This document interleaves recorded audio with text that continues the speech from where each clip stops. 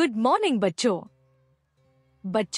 आज मैं तुम्हें रोहन और सिया की एक रोमांचक जंगल यात्रा की कहानी सुनाने जा रही हूँ। कहानी सुनकर तुम भी रोमांचित हो जाओगे। तो चलो शुरू करते हैं। जंगल की रोमांचक यात्रा। एक दिन रोहन और सिया अपने प्यारे कुत्ते मोती के साथ जंगल की सैर पर जाने का निर्णय करते हैं।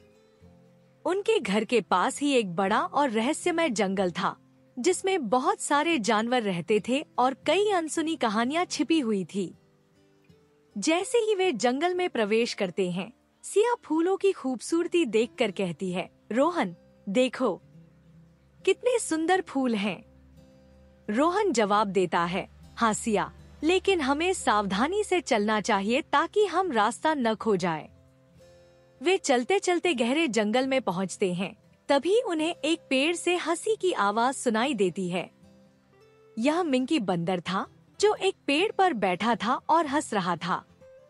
मिंकी ने कहा, अरे बच्चों, क्या तुम जंगल में इतनी दूर आ गए हो? यहाँ बहुत सारे रहस्य हैं। रोहन ने उत्सुकता से पूछा, कौन से रहस्य मिंकी? मिंकी ने मुस्कुराते हुए कहा, इस जंगल में एक जादुई झरना है, जो भी उसका पानी पीता है उसकी सारी इच्छाएं पूरी हो जाती हैं। लेकिन उसे ढूंढना आसान नहीं है। सिया ने उत्साह से कहा, हम उस झरने को जरूर ढूंढेंगे। चलो रोहन। मिंकी ने हंसते हुए कहा, ठीक है, लेकिन ध्यान रखना, जंगल में राजा सिंह भी रहता है। वह बहुत समझदार है, लेकिन उसकी अनुमति के बिना कोई झरने तक नहीं जा सकता। रोहन, सिया और मोती ने अपनी यात्रा जारी रखी। चलते चलते उन्हें रास्ते में चीकू तोता मिला। चीकू ने कहा, मैं तुम्हारी मदद कर सकता हूँ, लेकिन पहले तुम्हें मुझे कुछ मिठाई देनी होगी। सिया ने अपने बैग से एक चॉकलेट निकाली और चीकू को दी। चीकू ने खुश होकर कहा, झरने का रास्ता इस ओर है, लेकिन तुम्हें राजा सिंह से पहले मिलना होगा। वे आगे बढ़े और अचानक सामने एक बड़ा सिंह दिखाई दिया। यह राजा सिंह था। रोहन और सिया थोड़े डर गए, लेकिन मोती ने भौंककर उनका हौसला बढ़ाया। राजा सिंह ने गरजते हुए पूछा, तुम्हें यहाँ क्या काम है बच्चों? रोहन ने साहस जुटाकर कहा, हम जादुई झरने को ढूंढने आए हैं। राजा सिंह ने मुस्कुराते हुए कहा, ठीक है, लेकिन पहले तुम्हें एक पहेली का उत्तर देना होगा। सिया ने उत्सुकता से कहा, कौन सी पहेली? राजा सिंह ने पूछा, ऐसा क्या है जो जितना अधिक होता है उतना ही कम दिखाई देता है?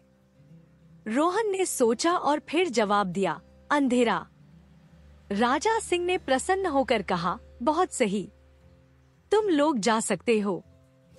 झरना उस पहाड़ी के पीछे है। रोहन, सिया और मोती ने राजा सिंह का धन्यवाद किया और झरने की ओर बढ़े। वहां पहुंचकर उन्होंने झरने का पानी पिया और उनकी सारी इच्छाएं पूरी हो गईं। वे खुशी खुशी घर लौट आए और अपने रोमांचक अनुभव को सबको बताया। इस तरह रोहन और सिया की जंगल की यात्रा एक यादगार और रोमांचक घटना बन गई। समाप्त। बच्चों, इस कहानी से हमें यह सीखने को मिलता है कि अगर हम हिम्मत और समझदारी से काम लें, तो किसी भी चुनौती को पार कर सकते हैं। क्या तुम्हें यह कहानी पसंद आई?